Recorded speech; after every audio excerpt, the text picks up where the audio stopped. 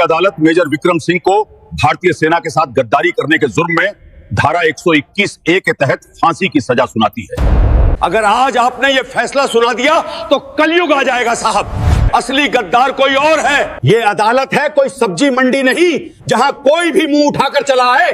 इस आदमी को तुरंत बाहर निकाला जाए। कोर्ट रूम नंबर 302 में मौत का सन्नाटा फैला हुआ था। देश के एक बहादुर फौजी मेजर विक्रम पर गद्दारी का ठप्पा लग चुका था। सबूत उसके खिलाफ थे, गवाह उसके खिलाफ थे और पूरा देश उसे नफरत की नजर से देख रहा था। उसकी पत्नी की आंखों के आंसू सूख चुके थे और उसकी नन्ही बेटी सहम कर अपनी मां के पल्लू में छिपती जा रही थी। जज साहब ने वो लाल पेन उठा लिया था जिससे मौत की सजा लिखी जाती है। किसी को अंदाजा नहीं था कि कोर्ट के बाहर एक लंगड़ा चाय वाला एक टूटी हुई साइकिल पर हाँफता हुआ आ रहा है। उसके पास एक पुराना टेप रिकॉर्डर था जिसमें दफन था वो सच जो इस पूरे केस की बुनियाद हिला देगा। क्या एक चाय वाला देश के सबसे बड़े कोर्ट के फैसले को बदल पाएगा या बगैर किसी गुनाह के एक फौजी फांसी पर लटक जाएगा? दिल थाम कर बैठिए दोस्तों, क्योंकि आज की कहानी आपको अंदर तक झकझोर देगी।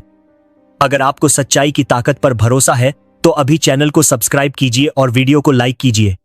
कमेंट में जय हिंद लिखकर बताइए कि आप सच के साथ हैं। चलिए इस रोमांचक सफर को शुरू करते हैं। दोपहर के 2 बज रहे थे और सूरज मानो आग उगल रहा था, लेकिन दिल्ली की पटियाला हाउस कोर्ट के बाहर खड़ी भीड़ को इस गर्मी का कोई एहसास नहीं था, क्योंकि आज वहां देश के सबसे बड़े गद्दारी के मुकदमे का फैसला आने वाला था। लोग हाथों में तख्तियां लेकर खड़े थे जिन पर लिखा था गद्दार को फांसी दो। अंदर अदालत का माहौल किसी कब्रिस्तान जैसा भारी था। कटघरे में खड़ा था मेजर विक्रम सिंह, वही मेजर विक्रम जिसने कारगिल में दुश्मनों के छक्के छुड़ा दिए थे, वही मेजर विक्रम जिसके सीने पर टंगे मेडल उसकी बहादुरी की गवाह देते थे। लेकिन आज वो वर्दी उसके शरीर पर नहीं थी। आज वो एक सफेद कैदियों वाले कपड़े पहने खड़ा था। उसका चेहरा लटका हुआ था, लेकिन आंखों में एक अजीब सी चमक थी, एक सी चमक जो कहती थी कि मैंने कुछ गलत नहीं किया है। कोर्ट रूम खचाखच भरा हुआ था। पत्रकार अपनी कॉपियां और पेन लेकर तैयार थे ताकि वो सबसे पहले इस खबर को बाहर भेज सके कि देश के गद्दार को मौत की सजा मिल गई है। सरकारी वकील मिस्टर खन्ना ने अपनी फाइल बंद करते हुए जज साहब की तरफ देखा और बड़े ही दमदार आवाज में कहा, माय लॉर्ड, अब इस केस में और कुछ कहने को बाकी नहीं है। सारे सबूत यही इशारा करते हैं कि मेजर विक्रम ने दुश्मनों को हमारे रडार सिस्टम की जानकारी बेची है। इनके बैंक अकाउंट में मिले वो 2 करोड़ रुपए और इनके घर से बरामद वो गुप्त नक्शे चीख चीख कर इनकी गद्दारी की गवाही दे रहे हैं। एक फौजी का धर्म होता है देश की रक्षा करना, लेकिन इस आदमी ने चंद पैसों के लिए अपनी वर्दी का सौदा कर लिया। इसलिए मैं अदालत से दरख्वास्त करता हूं कि इस गद्दार को सख्त से सख्त सजा दी जाए ताकि भविष्य में कोई भी वर्दी पहनने वाला देश के साथ धोखा करने की हिम्मत न करे। मेजर विक्रम की पत्नी सुमन, जो पिछली कतार में बैठी थी, फूट फूट कर रोने लगी। वो जानती थी कि उसका पति निर्दोष है। वो जानती थी कि विक्रम देश के लिए अपनी जान दे सकता है पर बेच नहीं सकता, लेकिन आज उसकी आवाज सुनने वाला कोई नहीं था। मेजर विक्रम के वकील ने भी हार मान ली थी। उन्होंने धीरे से सर झुका लिया था, क्योंकि उनके पास उन नकली सबूतों का कोई तोड़ नहीं था जो बहुत ही सफाई से विक्रम के खिलाफ बनाए गए थे। जज जस्टिस लोढ़ा एक बहुत ही सख्त और नियम वाले इंसान थे। उन्होंने अपना चश्मा ठीक किया और फाइल पर एक आखिरी नजर डाली। उनका दिल कह रहा था कि एक मेजर ऐसा नहीं कर सकता, लेकिन कानून सबूत मांगता है और सबूत विक्रम के खिलाफ थे। जस्टिस लोढ़ा ने गहरी सांस ली और वो लाल पेन उठाया जिसका इस्तेमाल वो तभी करते थे जब किसी को मौत की सजा सुनानी होती थी। पूरे कोर्ट रूम में सन्नाटा छा गए। लोग अपनी सांसें रोके उस पेन की नोक को देख रहे थे जो अब कागज पर चलने ही वाली थी। विक्रम ने अपनी आंखें बंद कर ली। उसने मन ही मन अपने तिरंगे को याद किया और सोचा कि शायद यही मेरी किस्मत थी, शायद मुझे यही सिला मिलना था अपनी वफादारी का। तभी अदालत के बड़े दरवाजे पर एक शोर हुआ। बाहर खड़े संतरी किसी को रोकने की कोशिश कर रहे थे। अरे हट जाओ, मुझे जाने दो, मुझे जज साहब से मिलना है, ये फैसला गलत है। एक आवाज गूंजी जो दर्द और जिद से भरी थी। अदालत में मौजूद सभी लोगों की गर्दन घूम गई। जस्टिस लोढ़ा का हाथ रुक गया। उन्होंने चश्मे के ऊपर से देखा कि आखिर कौन है जो अदालत की मर्यादा भंग करने की हिम्मत कर रहा है। दरवाजा झटके से खुला और वहां एक अधेड़ उम्र का आदमी खड़ा था। उसके कपड़े मैले थे, पैर में एक पुरानी चप्पल थी और वो एक पैर से लंगड़ा रहा था। उसके हाथ में चाय की केतली नहीं थी, बल्कि एक पुराना टूटा हुआ टेप रिकॉर्डर था। पुलिस वाले उसे पकड़कर बाहर खींचने ही वाले थे कि उसने चीख कर कहा, रुको जज साहब, अगर आज आपने ये फैसला सुना दिया तो कलयुग आ जाएगा साहब। ये वर्दी वाला निर्दोष है, असली गद्दार कोई और है। जज साहब ने पुलिस वालों को इशारा किया कि उसे छोड़ दो। वो आदमी लंगड़ाता हुआ हाँफता हुआ कटघरे के पास आया। उसके माथे से पसीना बह रहा था और हाथ कांप रहे थे। उसने कांपती आवाज में कहा, सरकार, मेरा नाम दीनानाथ है। मैं कोर्ट के बाहर चाय की दुकान लगाता हूं। मैं पढ़ा लिखा नहीं हूं साहब, लेकिन मैं इंसान को पहचानता हूं। ये मेजर साहब गद्दार नहीं है। सरकारी वकील गुस्से में खड़ा हुआ और बोला, माय लॉर्ड, ये क्या ड्रामा है? ये अदालत है, कोई सब्जी मंडी नहीं जहां कोई भी मुंह उठाकर चला आए। इसकी अदालत के साथ आदमी को तुरंत बाहर निकाला जाए। लेकिन जस्टिस लोढ़ा ने वकील को हाथ के इशारे से चुप रहने को कहा। उन्होंने दीनानाथ की आंखों में देखा, जहां चाय दिख रही थी जो झूठ नहीं बोल सकती थी। उन्होंने गंभीर आवाज में पूछा, तुम कौन हो और तुम्हारे पास ऐसा क्या है जो तुम कह रहे हो कि हम गलत फैसला लेने वाले हैं? दीनानाथ ने वो पुराना टेप रिकॉर्डर ऊपर उठाया और बोला, साहब, मैं एक गरीब चाय वाला हूं, लेकिन पिछले हफ्ते जब शहर में बारिश हो रही थी तब मेरी दुकान पर 2 बड़े साहब लोग आए थे। उन्होंने सोचा कि मैं तो बस एक मामूली चाय वाला हूं, मेरी मौजूदगी का उन्हें कोई एहसास भी नहीं था। वो लोग वहां चाय पीने नहीं आए थे साहब, वो वहां सौदा करने आए थे। उन्होंने मेरी दुकान के पीछे वाले हिस्से में बैठकर बातें की थी, लेकिन उन्हें पता नहीं था कि मेरा ये पुराना रेडियो खराब हो गया था और मैं उसे बनाने की कोशिश कर रहा था। गलती से उसमें रिकॉर्ड का बटन दब गया था। इस टेप में वो सब रिकॉर्ड है साहब जो उस रात हुआ था। सरकारी वकील ने विरोध करते हुए कहा, माय लॉर्ड, ये कोई सबूत नहीं है। पता नहीं ये आदमी कहां से आया है और इस टेप में क्या है।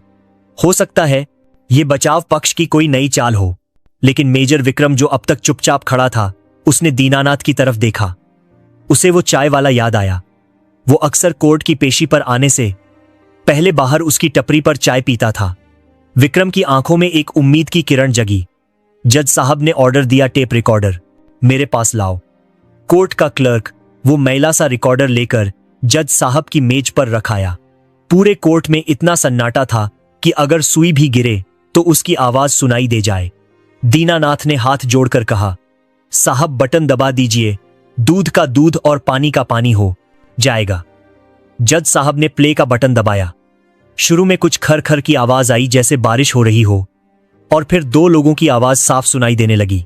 पहली आवाज भारी और रौबदार थी, अरे चिंता मत करो जायसवाल, वो मेजर विक्रम आंटा नहीं बनेगा। मैंने उसके लॉकर में वो नकली नक्शे रखवा दिए हैं और कल सुबह उसके अकाउंट में 2 करोड़ रुपए ट्रांसफर हो जाएंगे।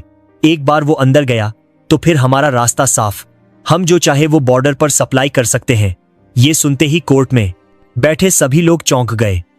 लेकिन असली धमाका तो तब हुआ जब दूसरी आवाज आई।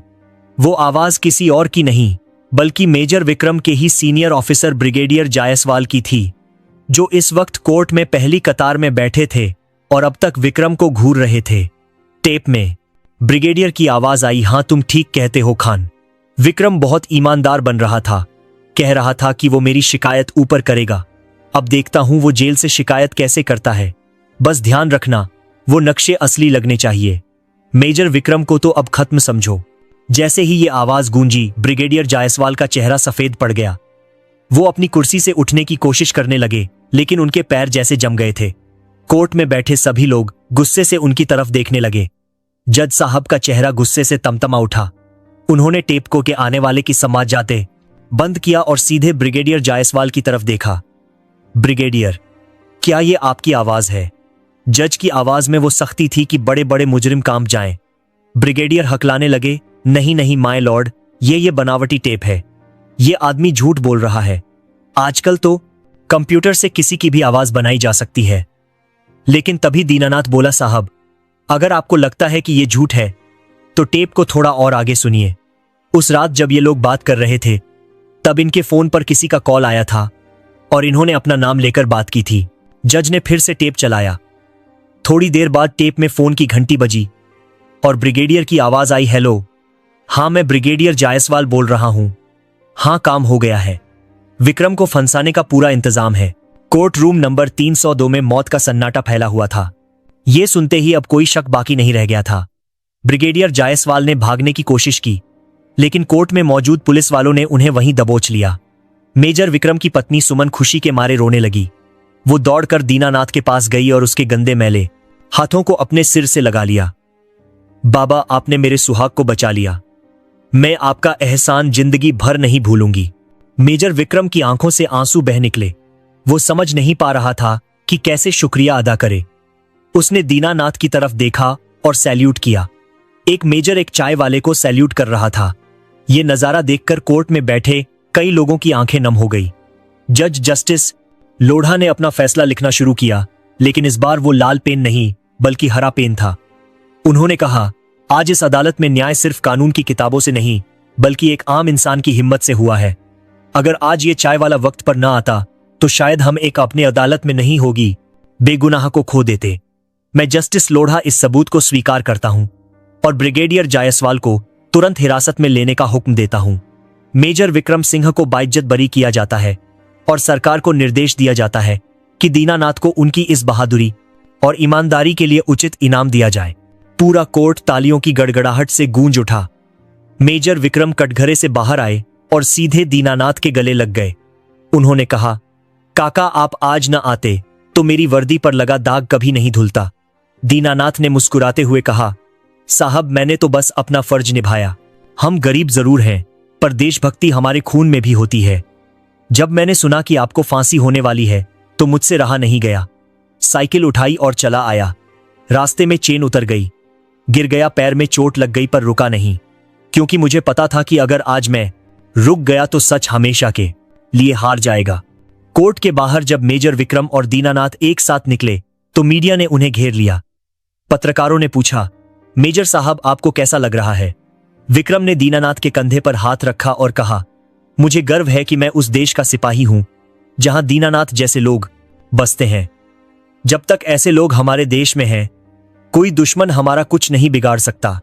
सुमन ने दीनानाथ के पैर छुए और कहा, आज आप नहीं होते तो मेरी बेटी अनाथ हो जाती।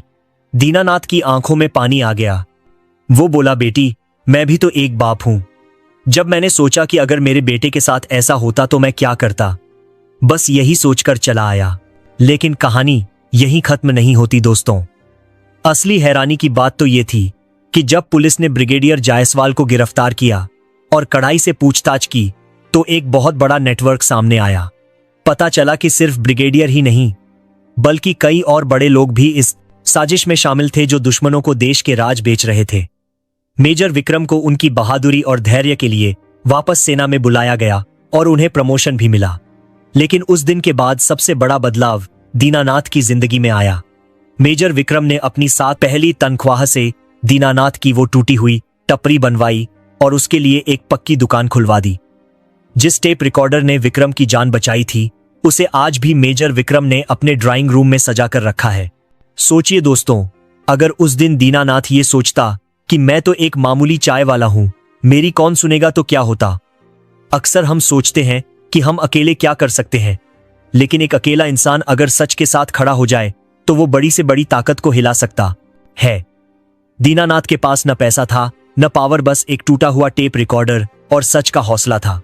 उसने साबित कर दिया कि वर्दी सिर्फ कपड़ों से नहीं बल्कि किरदार से होती है। असली हीरो वो नहीं जो ताकतवर है, असली हीरो वो है जो सही वक्त पर सही काम करने की हिम्मत रखता है। इस घटना ने पूरे देश को एक नया संदेश दिया। लोगों को समझ आया कि कानून के हाथ लंबे होते हैं, पर कभी कभी उन्हें सही दिशा दिखाने के लिए एक आम आदमी की जरूरत होती है। दीनानाथ रातों रात देश का हीरो बन गया। सोशल मीडिया पर रियल हीरो दीनानाथ ट्रेंड करने लगा। लोग उसकी दुकान पर दूर दूर से चाय पीने आने लगे, सिर्फ उस इंसान को देखने जिसने पूरे सिस्टम को हिला दिया था। लेकिन दीनानाथ आज भी वही पुरानी सादगी के साथ चाय बनाता है। जब कोई उससे उस दिन के बारे में पूछता है तो वो बस मुस्कुरा कर कहता है, सच को किसी सबूत की जरूरत नहीं होती साहब, बस वक्त पर सामने आने की जरूरत होती है। दोस्तों, ये कहानी हमें सिखाती है कि कभी भी किसी को छोटा मत समझो। कब कौन कहां और कैसे किसी की जिंदगी बचा दे कोई नहीं जानता। और सबसे बड़ी बात, सच्चाई छुप नहीं सकती, बनावट के उसूलों से खुशबू आ नहीं सकती, कभी कागज के फूलों से। दीनानाथ की ये दोस्ती मिसाल बन गई। आज भी जब मेजर विक्रम छुट्टी पर आते हैं तो सबसे पहले दीनानाथ की दुकान पर जाते हैं और वहीं कड़क चाय पीते हैं। इस कहानी का अंत एक बहुत ही खूबसूरत मोड़ पर होता है। कुछ सालों बाद दीनानाथ की बेटी की शादी थी। उसके पास उतने पैसे नहीं थे कि वो धूमधाम से शादी कर सके। वो परेशान था। तभी शादी वाले दिन सुबह सुबह सेना के ट्रकों का एक काफिला उसके घर के बाहर रुका। गांव वाले हैरान थे कि क्या हो गया। ट्रक से मेजर विक्रम उतरे। अब वो कर्नल बन चुके थे। उनके साथ पूरी बटालियन थी। कर्नल विक्रम ने दीनानाथ के हाथ थामे और कहा, काका, आपने एक बेटी को अनाथ होने से बचाया था। आज आपकी बेटी की शादी की जिम्मेदारी भाई की है। उस दिन दीनानाथ की बेटी की शादी जिस शान से हुई वो पूरे शहर ने देखी। सेना के बैंड ने म्यूजिक बजाया और फौजी भाइयों ने मंडप सजाया। ये होता है रिश्ता, ये होती है इंसानियत। तो दोस्तों, कैसी लगी आपको ये दिल को छू लेने वाली कहानी? क्या आपको भी लगता है कि हमारे आसपास ऐसे कई दीनानाथ हैं जो बिना किसी स्वार्थ के अच्छाई कर रहे हैं?